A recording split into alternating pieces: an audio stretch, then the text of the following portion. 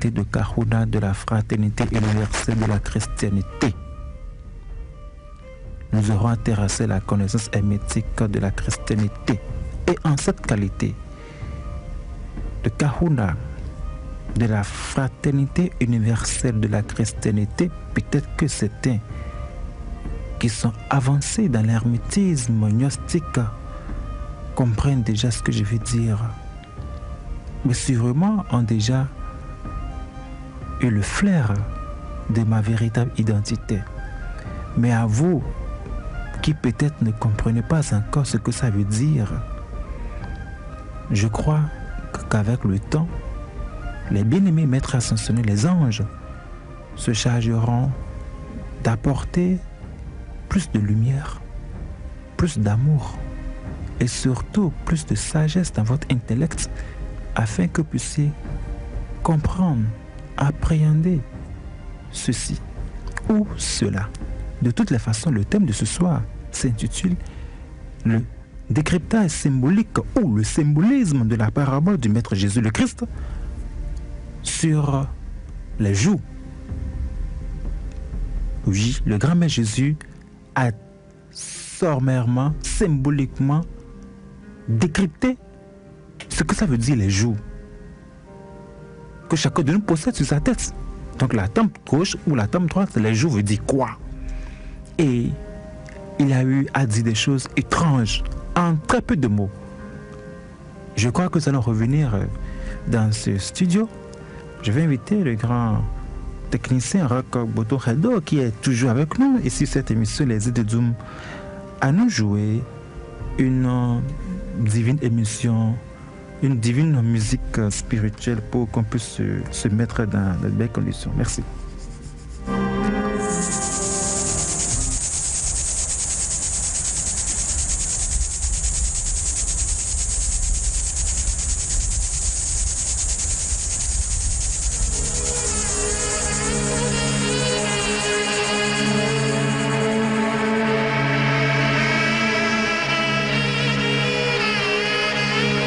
De cela plus de 2000 ans en Palestine, il a eu à dire à propos du pardon, à propos de la notion du pardon, il a eu à dire ceci, une parabole très étrange. Et depuis des années que moi, Noël Axel Dieu, nous avons eu à démarrer notre instructorat dans cette incarnation, il y a de cela très très longtemps, ceci m'a toujours émerveillé, cette parabole du grand Maître Jésus. Je vous invite véritablement à ouvrir vos champs de conscience, à prendre un cahier ou un agenda, un bic et puis noter ceci. Peut-être que ceci pourrait être la plus grande révélation inédite qui vous est apportée, que vous aurez et qui peut-être va vous réveiller à des niveaux de conscience tellement si élevés. Invitez vos frères et sœurs à l'écoute de cette révélation.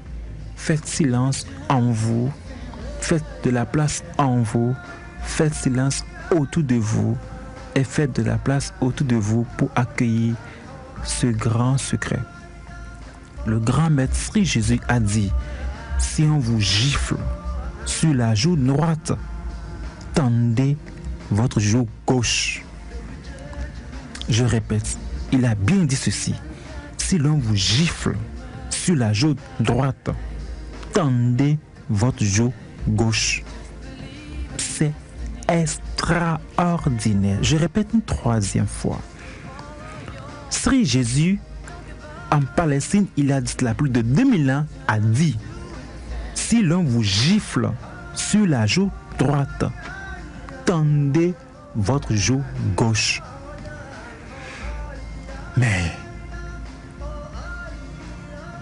les grands maîtres sont extraordinaires.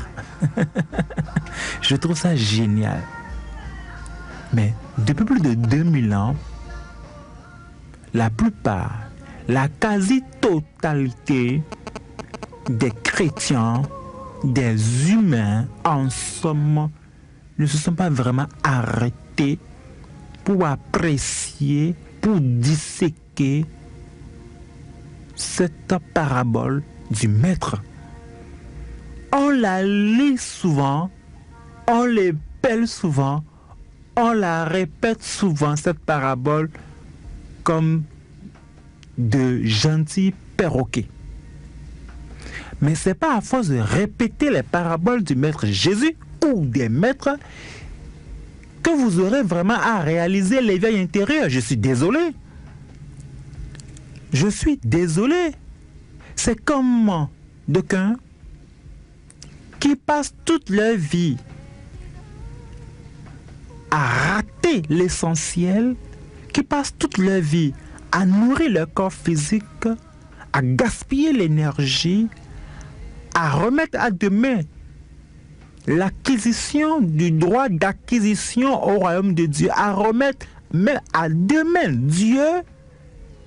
Et quand ils sont maintenant au soir de leur vie, tout vieux, où la force s'est retirée de progressivement, maintenant qu'il ne peut plus rien faire, on court, on pense qu'on peut bluffer le divin, on pense qu'on peut usurper ou bien ruser avec la nature, qu'il suffit seulement de demander c'est pas moi, la miséricorde ou bien le pardon ou bien demander à un soi-disant quelqu'un qu'il vous remette vos péchés et qu'on allume quelques bougies et que du coup on a droit à être au paradis après sa mort.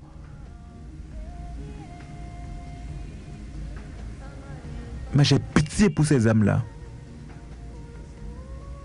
J'ai pitié de vous qui continuez de croire après tout ce temps de gaspillage d'énergie et en pleine ère du Verseau, qu'on continue de croire que on peut bêtement gaspiller le temps, gâcher sa vie, remettre Dieu à demain, remettre la connaissance des enseignements hermétiques à demain, remettre la connaissance des principes et des lois de la nature à demain, ruser avec la nature et qu'au soir de sa vie, qu'on puisse allumer quelques bougies,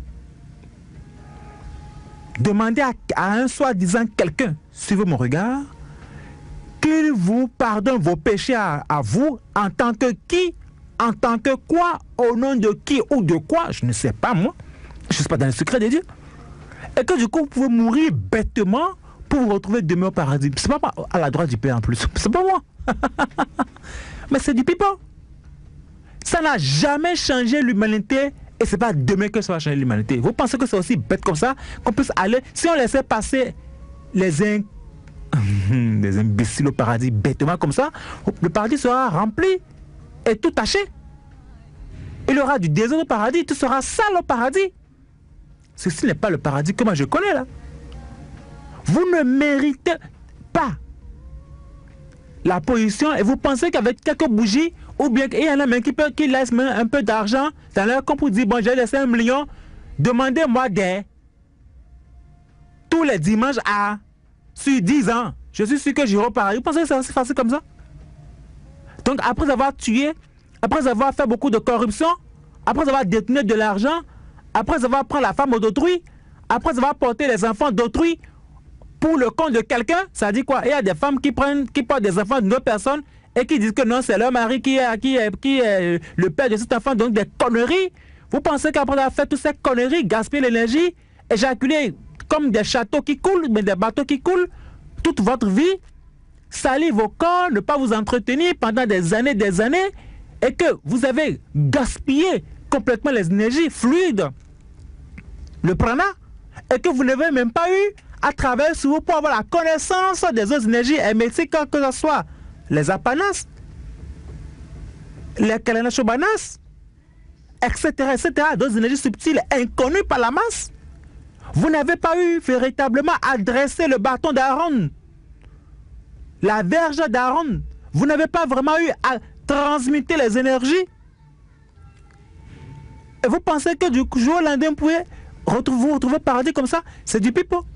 Alors, le grand maître Jésus a dit, si l'on vous gifle sur la joue droite, tendez votre joue gauche. Ça veut dire quoi? Moi, je vais vous révéler ce genre d'explication. Voilà pourquoi j'ai dit tantôt, en ma qualité de Kahuna de la fraternité universelle de la chrétienté, je suis ici pour terrasser un aspect de la connaissance hermétique du grand maître Jésus. Alors, ça serait un peu plus fort ce soir. Et vous avez déjà senti que ma voix semble être normale. Parce que la lune m'est montée à la tête déjà. Et je remercie les maîtres qui sont présents et qui veillent sur moi, qui veillent sur mes intérêts. Et surtout,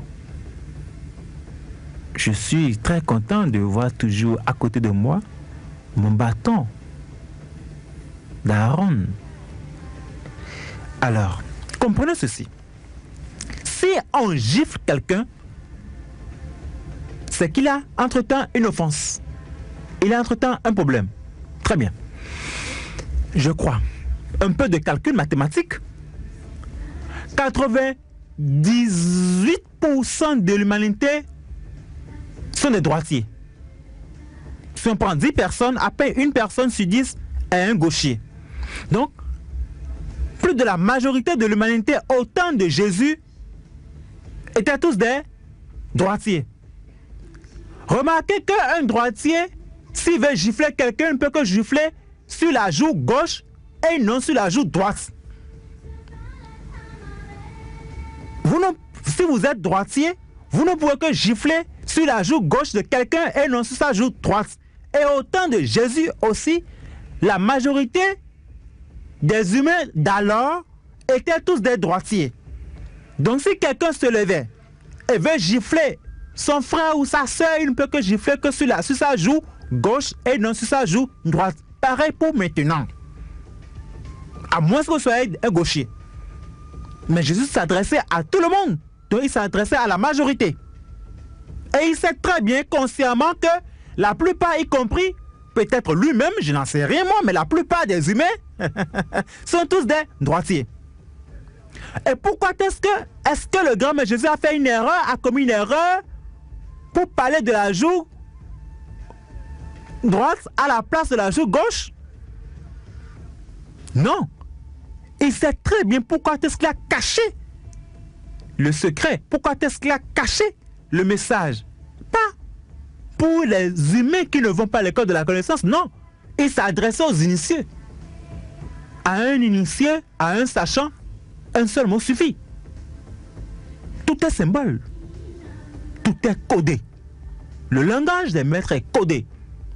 La parabole des maîtres est toujours codée et renferme des initiations hermétiques transcendantales même. Et l'acquisition des mots secrets. Sans oublier l'appartenance à des niveaux de conscience avancés, fraternels. Alors, pourquoi ce code? Qu'est-ce que Jésus voulait vraiment cacher? En vérité, je vous le dis, je ne suis pas Jésus. Mais je dis, je suis ici présent en ma qualité de Kahuna de la fraternité universelle de la chrétienté. Donc je ne suis pas Jésus. Donc je dis en vérité, ne pensez pas que c'est seulement Jésus qui avait l'habitude de le dire. Non, tous les membres de cette fraternité universelle de la chrétienté qui ont atteint ce niveau, qui sont tous des nagis, tous les nagis démarrent toujours la révélation des grands secrets hermétiques par cette formule-là. En vérité, je vous le dis. Donc, la joue droite dont parle Jésus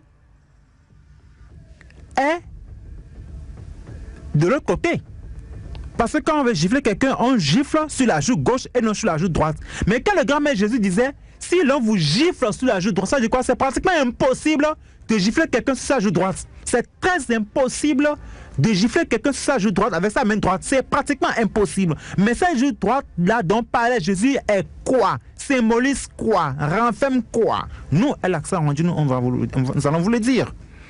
La joue droite représente, symbolise l'action physique de la matière.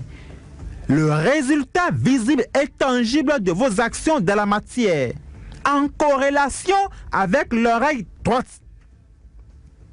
Ça veut dire quoi tout ça? Ça veut dire quoi tout ce que je suis en train de dire? En fait, ça veut dire quoi? Retenez que dans le corps de tout individu, au niveau des méridiens, qu'il y a deux forces terribles qui sont en nous. Deux serpents qui s'enroulent autour d'eux-mêmes jusqu'au niveau de la tête. Donc, ils se croisent au niveau des joues et se donnent la langue au niveau du sommet de la tête. Ces deux serpents-là sont sur la caducée d'Hermès Trismégiste. Et c'est ça qu'on voit un peu voler ou voiler ou cacher ou délibérément retirer au niveau de la caducée des pharmaciens un serpent. Mais en vérité, l'original même de ce symbolisme remonte à la nuit des temps. C'est un bâton ailé avec deux serpents qui s'entremêlent. Depuis même les anciennes civilisations telles que le Delphes, avec cet oracle, la Pythie de Delphes, l'on voyait toujours déjà ce symbolisme. La Pythie de Delphes utilisait le serpent de la caducée. Il y a le serpent noir, le serpent blanc, ou le serpent rouge et le serpent or ou blanc. On va rentrer dans cette considération pour disséquer la connaissance parce que je ne suis pas dans une classe de magiciens. Je suis à l'antenne. On ne peut pas tout dire. Mais retenez ceci. En l'homme, il y a deux forces, le pôle magnétique et le pôle électrique. Le soleil et la lune. Et puis bon, j'aime pas trop utiliser le bien et le mal. Bon, bref. Le positif et le négatif, je crois que c'est mieux que le bien et le mal. Le positif et le négatif se trouvent en nous. Le soleil et la lune. Le plus et le moins. Et ces deux serpents-là, si leurs racines ont leur queue enfoncée dans les deux testicules de l'homme ou les deux ovaires de la femme. Et quand ils montent, ces serpents montent et se croisent au niveau de l'Ajna chakra ou de Tisratil, au niveau de l'œil spirituel, il y a le croisement démarre pratiquement au niveau des joues. Et devient maintenant, vient à son paroxysme au niveau du Tisratil ou bien au niveau de l'Ajna chakra, donc du Nadja chakra.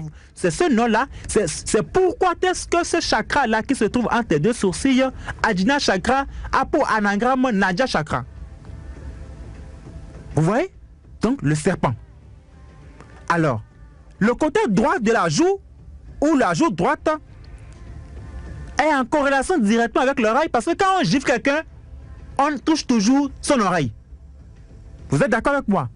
Quel est alors le sens symbolique de l'oreille? Premièrement, je ne peux pas tout dire, je ne peux pas donner tous les sens. Mais premièrement, retenez que l'oreille représente le fœtus de l'homme quand il a passé les 9 mois de gestation dans le sein de sa maman.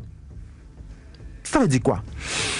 Comment est-ce que l'enfant a eu à prendre les différents matériaux primals, les primats matériels, pour pouvoir véritablement former son corps physique et astral afin de concevoir ou afin de porter le fort de l'esprit en lui que le père a laissé dans le sein de sa maman? C'est un peu bizarre. Vous voyez que c'est très profond cet enseignement. Le papa donne le germe, mais c'est la maman qui fait le corps, à la fois le corps physique, le corps astral, et même le corps mental de l'enfant. Quelle que soit la qualité de graine, la qualité de la graine que le papa a laissée dans le sein de la maman, si la maman n'a pas les bonnes énergies, la maman ne fait pas un travail profond sur elle-même, eh bien, elle va gaspiller véritablement la bactérie ou bien le patrimoine génétique que le père a laissé. Si entre-temps le père était un initié avancé ou entre-temps le père était de la bonne qualité lui-même. Mais c'est pas ce que font maintenant les amis, hein, où on s'accouple dans les chambres de passants, on s'accouple dans les rues de Cotonou, dans les couloirs, dans les rues, sur les tas d'ordures, si possible, même au bord des caniveaux. On finit par nous faire des enfants démons, des enfants, des imbéciles, des voyous, des bandits, parce que vous attirez les bas astrales. Ça se passe, je ne parle pas de ce genre de considération. Mais quand la maman a une âme avancée, même si le germe est mauvais, elle peut transmuter le germe. Ça, c'est, je m'adresse déjà aux femmes qui m'écoutent en ce moment et qui veulent vraiment porter des âmes avancées comme enfants. Si vous êtes intéressé, contactez-moi. Je serai très heureux de vous accompagner. Déjà, je suis heureux, je fais un coucou à tous mes filleuls qui m'écoutent en ce moment. Et c'est comme ça, on fait un travail profond On ne va pas au sexe, on ne va pas à un projet d'accouplement comme si on allait au marché pour acheter de la tomate. Il faut faire un travail intérieur. Alors, l'oreille symbolise l'équilibre cosmique en nous, le point d'ancrage de nous dans le cosmos. Je répète, les oreilles symbolisent l'équilibre cosmique en nous, le point d'ancrage de nous dans le cosmos. Et si nous nous retrouvons si nous sommes en osmose dans le cosmos, retenez, voyez déjà que dans le cosmos, dans le mot cosmos, il est écrit, ou bien le mot cosmos contient en lui-même osmose, qui veut dire union, harmonie entre deux forces contradictoires et jonction vibratoire qui se découle de deux forces contradictoires. Voilà pourquoi est-ce que cosmos veut dire étymologiquement harmonie. Harmonie de deux forces contradictoires de l'électricité et du magnétisme. C'est pour ces raisons que ceux qui ont eu à faire un tour peut-être chez le docteur, si jamais on fait un travail, même si on vous nettoie même l'oreille chez le docteur vous dit toujours, le docteur Aurel vous dit toujours de rester toujours couché au moins pendant quelques minutes avant de vous relever. Mais si ceux qui ont déjà fait l'expérience comprennent déjà, si jamais on fait une intervention sur votre oreille, même si on vous lavait même le tympan à l'hôpital, et que vous vous relevez automatiquement du lit, vous allez tomber. Les médecins sont à l'écoute et me suivent en ce moment. Vous allez tomber automatiquement parce que vous serez déséquilibré dans votre tête. Vous n'aurez plus de repères. Vous comprenez? Je sais que vous comprenez très bien déjà. Alors, pour un initié hermétique avancé, les oreilles symbolisent l'équilibre de l'individu dans l'univers. On n'a pas assez de temps pour pouvoir aller en profondeur dans ce décryptage-là de symbolique des oreilles. Voilà pourquoi quand on gifle quelqu'un, on ne peut que toucher son oreille. Et quand on gifle l'oreille droite ou met la joue droite de quelqu'un, à savoir, si on gifle la joue droite, c'est qu'on a touché à son oreille droite. Ça veut dire on rappelle en fait cet acte-là de gifler l'oreille ou bien de gifler la joue droite de quelqu'un, un rappel que vous n'avez pas vraiment réalisé l'équilibre de vos actions physiques maintenant et qu'il y a un problème qui se trouve en vous et qui est déjà en manifestation dans votre monde visible et tangible. Voilà pourquoi c'est ce que j'ai dit, que quand on gifle quelqu'un, c'est qu'il y a déjà un problème qui se pose. Et ce problème déjà a une racine visible ou bien des tentacules déjà dans le monde physique. Mais la joue gauche veut dire quoi, elle? La joue gauche, c'est tout ce qui a rapport à l'invisible, aux actions invisibles ou à la cause des causes qui se trouvent encore dans le noyau de l'esprit.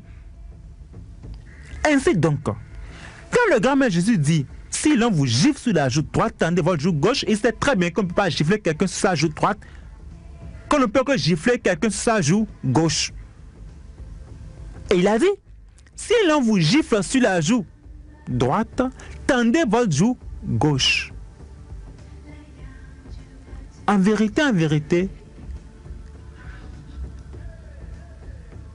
il y a cette compréhension appelle encore à un deuxième aspect de décryptage.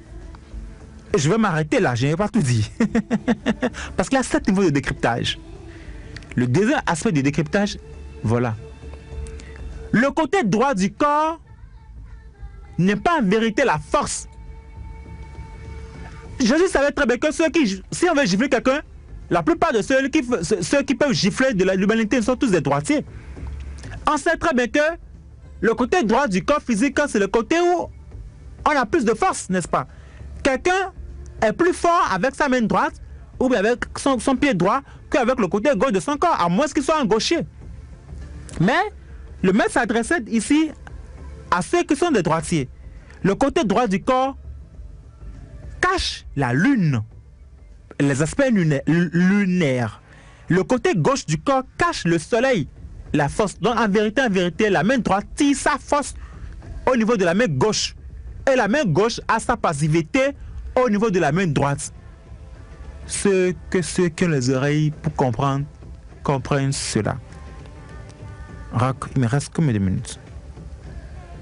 Miséricorde. Avant de poursuivre, à propos, ou bien sûr, ce décryptage, j'ai quelques communiqués, un communiqué très important à passer pour ne pas être en porte-à-faux avec le protocole de la demeure des maîtres ascensionnés. Je vous rappelle, à vous tous, très chers, bien-aimés auditeurs et auditrices de cette divine émission des de Zoom, que nous, El Axel Arrondino de la demeure des maîtres ascensionnés, nous organisons une grande initiation, l'initiation numéro 3, au bain de charme, ce samedi, le samedi prochain, 10 septembre 2016 à 10h, au siège de la demeure des maîtres ascensionnés. Donc, il y a une grande initiation, numéro 3, niveau 3, des bains de charme, le samedi prochain, 10 septembre 2016 à 10h, au siège de la demeure des maîtres ascensionnés. Mais il y a 4 conditions pour participer à cette initiation numéro 3 au bain de charme. Je sais que j'ai beaucoup parlé des bains de charme sur cette émission. Il y a même des communiqués dans lesquels vous entendez parler des bains de charme. Première condition, vous devez vous abstenir sexuellement sur 72 heures, soit à partir de ce jour, mercredi 7 septembre 2016, jusqu'au samedi 10 septembre 2016, jour de l'initiation. Je dis bien, je répète, s'abstenir sexuellement sur 72 heures, soit à partir de ce jour, mercredi 7 septembre 2016, jusqu'au samedi 10 septembre 2016, jour de l'initiation. Première condition. Deuxième condition, vous devez venir avec une coupe à boire de couleur violette. Vous devez venir avec une coupe à boire de couleur violette. C'est très important. Tout le monde doit être là avec sa coupe à boire de couleur violette, parce que vous aurez à faire une démonstration de la haute magie christique ce jour-là. Pourquoi? Comme je l'ai dit tantôt, pour la première fois au Bénin, je vais vous apprendre comment est-ce qu'on peut transformer l'eau en vin. Et vous allez le faire. Donc, venez avec vos coupes à boire de couleur violet. Nous allons transformer l'eau en vin. Vous savez déjà qu'avec la DMA, c'est le secret absolu. Vous aurez tous à prêter serment, parce que vous n'êtes pas autorisé, une fois cette initiation reçue, à révéler même pas à votre ombre à côté ce que vous avez vu, les incantations que nous aurons à prononcer et comment est-ce qu'on peut transformer l'eau en vin.